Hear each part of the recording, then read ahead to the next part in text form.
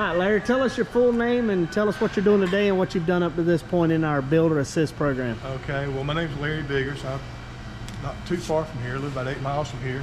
That's not the reason I chose this, though. I chose it because I think it's the best airplane out there. And I'm pretty far along. I'm just about ready to cover. I've had it together. I've taken it back down. Today, what I'm doing is fitting the slats. Then I'll put the wing skins on and rivet all that on, then cover it. So these are the slats that I'm working on. Yep. I've got them covered like that just to keep from scratching them up. But that's the inside part, this outside. So these are dog bones I'm working on today. I've got several projects going. This is a mess, but this is a layout of my battery tray that I'm getting ready. I've got some things ordered, some heat shrink and so forth. So getting ready to do the battery installation, run all the wiring in. And once I do that, got a few other things. I put an extra door in. Here I've got to mount my hinges. Once I get the hinges done, this pretty much is ready to go. There's a couple ways of doing it. You can just put the floor pans in and fit those and take them out and cover. I wanted to do it sort of backwards, partly because I'm waiting on my engine to come in, so I've got a little extra time. So I fitted almost everything so that now after I cover, it'll be pretty much just assemble and not have to do any drilling or anything. So that's pretty much it. So tell us about these floor pans you got here. Well, this, not knowing anything about fabrication and had a little extra time, I decided to find that gorgeous scrap barrel and see if I could make a little extra storage under the seats so that when I get to an air show, I just want to throw a few things down, I'll do it. That took more time than you can even believe because you have to fit around all these tubes. There's something like 17 different pieces to that floor pan. And it's hard to see with the reflection because I took the time to polish it. But there's a lot of different angles of geometry to get it just right. Probably every piece in that pan was made 3 times before I got it like I wanted it.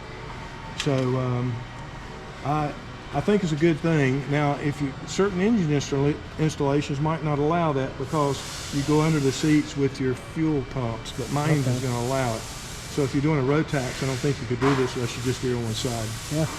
And you kind of got your avionics mocked up, kind of Dream. Those are actual to scale.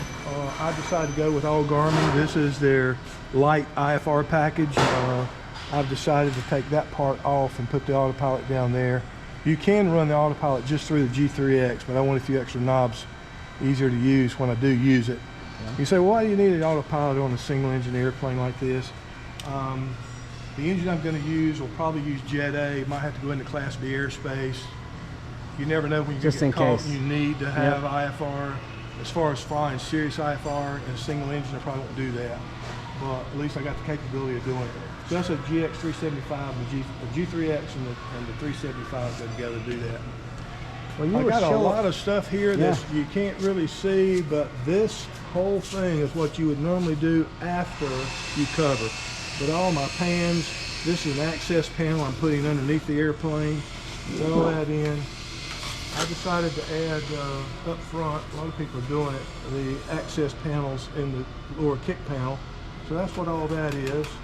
I also did the side windows there, and that's what all this frame is all about. It's just it's all just sort of piled up. And now, where's that floor panel you were showing us earlier today? Well, this is very nice. One of the floor panels again.